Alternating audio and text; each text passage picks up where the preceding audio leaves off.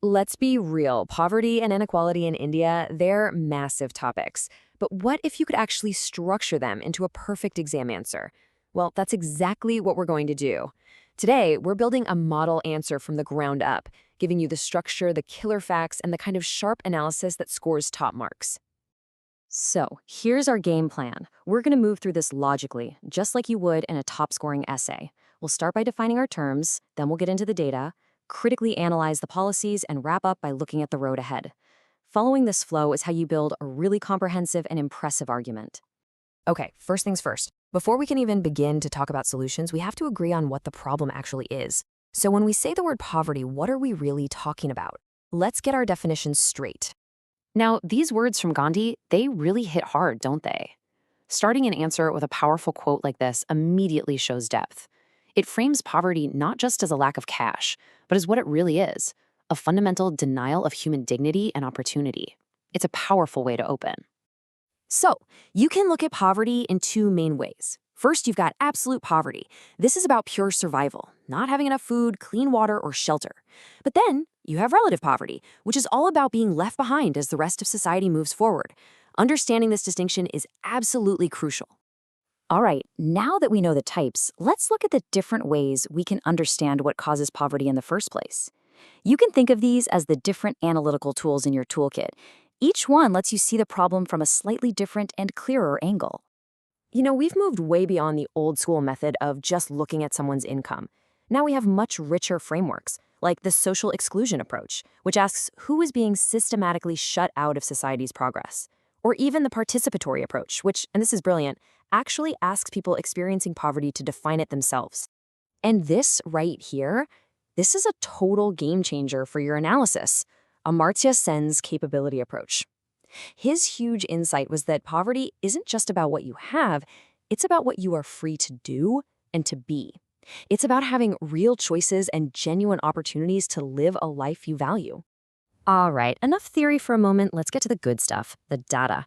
This is where we see how all this plays out in the real world, in India. And for your exam, this is where you show you've done your homework by backing up your arguments with hard facts. What you're looking at here isn't just a list of committees. It's the story of a massive shift in thinking.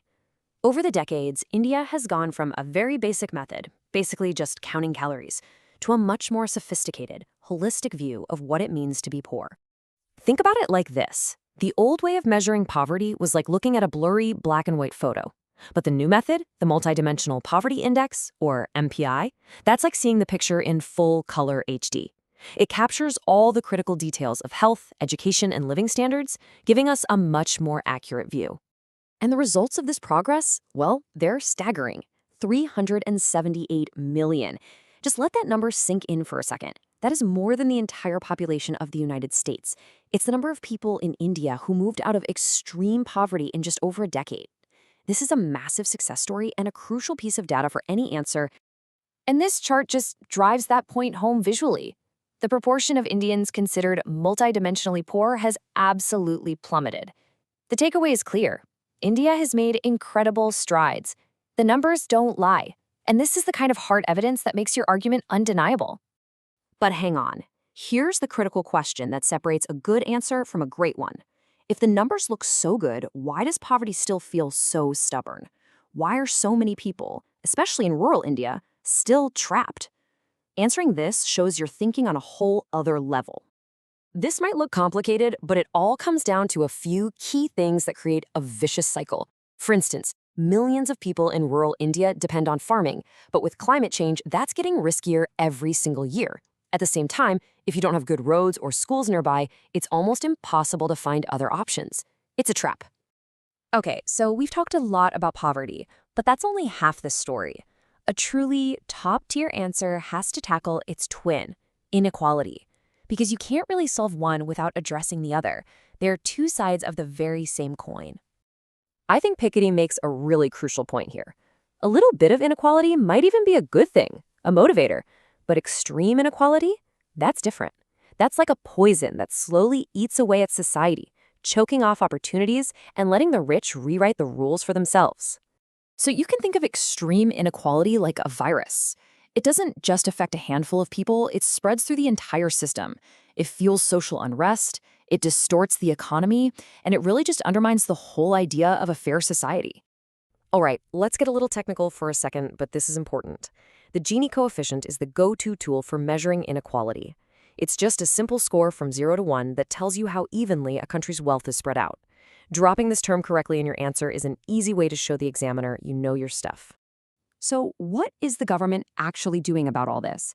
See, it's not enough to just describe the problem. A great answer has to put on a critic's hat, look at the policies that are in place, and figure out what's working and what isn't. You can see that India's strategy is really a multi-pronged attack. You've got massive employment programs like MGNREGA, guaranteeing work in rural areas. You've got Ayushman Bharat, providing health insurance to millions. It's a huge, all-hands-on-deck effort. But here's the key to a critical assessment. You have to be balanced.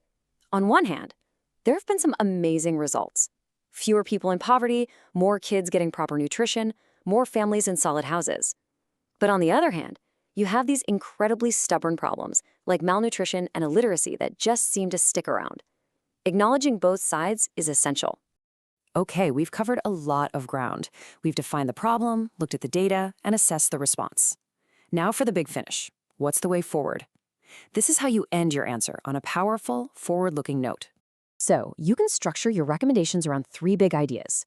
First, we need to reinvent our fiscal policy. Maybe that means something like a super tax on the ultra-wealthy. Second, we need better and more frequent data to see what's really going on.